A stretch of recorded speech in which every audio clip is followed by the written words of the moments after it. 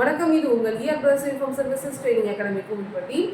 இந்த வீடியோ பார்த்தீங்க அப்படின்னா எச்எம் அப்படிங்கிற என்ன மாதிரி கொஸ்டின் கேட்டாலும் 1 மார்க் அப்படிங்கிறது உங்களுக்கு நிச்சயம். பாருங்க, எச்சத்தை பற்றி டீட்டெயிலாக இந்த வீடியோவில் சொல்லியிருக்கேன்.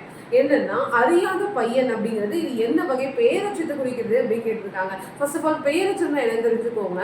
அதாவது ஒரு பெயர் சொல் முன்னாடி வரும், அதாவது கடைசியாக முடியும், அதுக்கு முன்னாடி வரக்கூடிய சொல்லு தான் என்னது அப்படின்னா பெயரெச்சம். ஓகேங்களா? அதாவது பெயரை கொண்டு முடிந்தால் அது பெயரெச்சம், வினையை கொண்டு முடிந்தால் அது வினையெச்சம். ஓகேங்களா?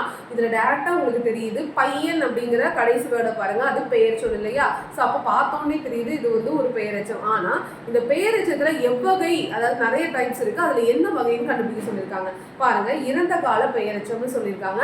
ஆக்சுவலா இறந்த கால பெயரெச்சம்னா பார்த்தோன்னே சொல்லிடலாம். எப்படின்னா, நடந்து முடிந்த செயலை, அதாவது படித்த மாணவன் அப்படின்னு வருது. படித்த மாணவன்ல இதுல உங்களுக்கு வருது இல்லையா?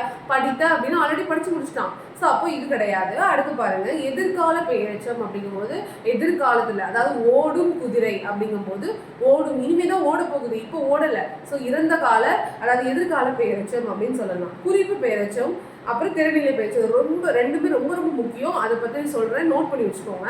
குறிப்பு பெயரெச்சம்னா என்ன அப்படின்னா, அது பண்பை மட்டும்தான் உணர்த்தும், காலத்தையோ செயலையோ உணர்த்தாது. ஃபார் எக்ஸாம்பிள், நல்ல பையன், சிறிய கடிதம், சிறிய பேனா, இப்படி இருக்கிறது தான் என்னன்னு பார்த்தீங்க அப்படின்னா குறிப்பு பெயரெச்சம். ஓகேங்களா?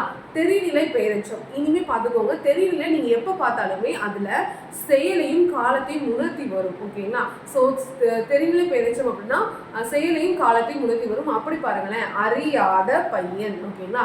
அறிதல் அப்படிங்கிற செயலை உணர்த்துது, அறியாத அப்படிங்கிற காலத்தையும் உணர்த்துது. ஸோ அப்போ இந்த ரெண்டையும் உணர்த்துது அப்படிங்கிறதுனால இது வந்து என்னன்னு பார்த்தீங்க அப்படின்னா தெரிநிலை பெயரெச்சம். இதுக்கான சரியான விடை ஆப்ஷன் டி தான். இந்த வீடியோ பிடிச்சி லைக் பண்ணுங்க. இந்த மாதிரி மோர் வீடியோஸ்க்கு நம்ம சேனலை மறக்காம ஃபாலோ பண்ணுங்க. நன்றி.